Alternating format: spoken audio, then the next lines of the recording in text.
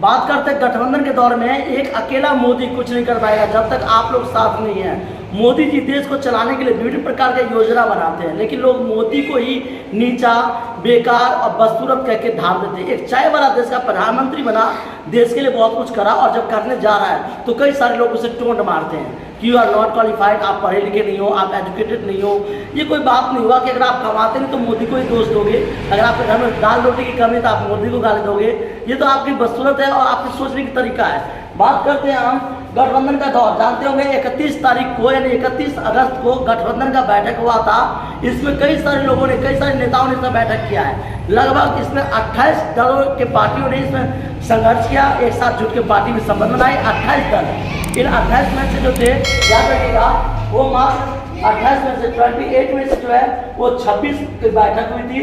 और दो जो दल थे पीसीआर और पीसीआर, दोनों ने मना करते थे, ये महाराष्ट्र में जुड़ गए हैं। बाकी याद रखिएगा, शिवसेना, आम आदमी पार्टी, समाजवादी पार्टी, जेडीयू, सबसे जो नीतीश कुमार यादव है, ये तो गठबंधन के हमेशा प्रधानमंत्री की ख्वाब ही देखते रहेंगे, कभी पूरा तो उनका होगा नहीं। जानते होंगे जेडीयू सबसे अच्छा बिहार देश माना जाता है पढ़ाई लिखाई में, लेकिन बिहार की अर्थव्यवस्था पूरी तरह से चौपट कर रखा है। शिक्षा व्यवस्था और सरकारी छुट्टी को एल लगा रखा है, पूरी सरकारी छुट्टी की बद से बदतर कर रखा है। तो ये सब इन्हीं की देन है। लोग कहते हैं कि ऐसा सुधार करें, नीतीश जी ऐसा कर रहे हैं। जेडीयू की व्यवस्था पूरी तरह से बर्बाद कर रखी है।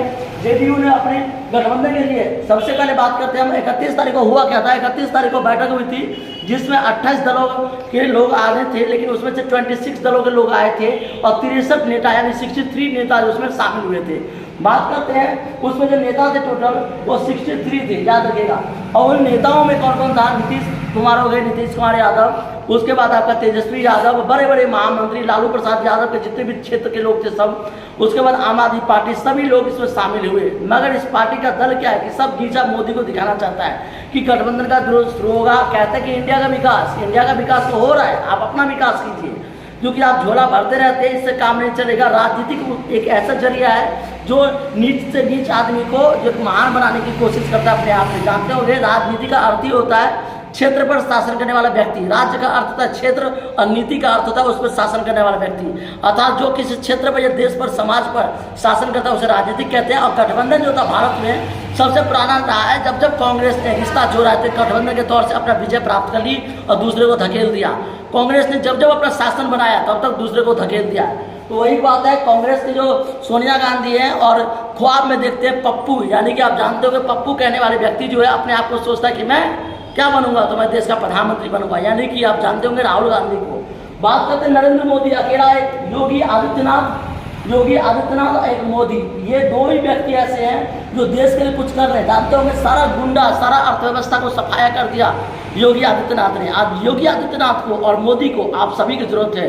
देश में जितना भी नेता है उन सब ने अपना अपना झोला भरने की कोशिश कर रहा है। यानी गठबंधन में यही है कि हाथ मिलाएंगे, इधर से घेरेंगे, यहाँ से घेर करके, और यहाँ से जेडीयू अपने आप को घेरेगा। ये भी मोदी को घेरने की सोच रहा है, क्योंकि इसने तो बिहार में पूरी तरह से शासन अपने आप को बना रखा है। यहाँ से घेर करके कांग्रेस ने इस तरह से अपने योगी यहाँ से घेरता हुआ इसने मोदी को पूरी तरह से घेर रखा है। लेकिन जब तक पब्लिक है, जब तक आप सभी सहयोग देते रहेंगे, तब तक मोदी जैसे महान नेता को कोई हरा नहीं सकता है, क्योंकि आप सबका सीख से ही उसकी जीत होगी।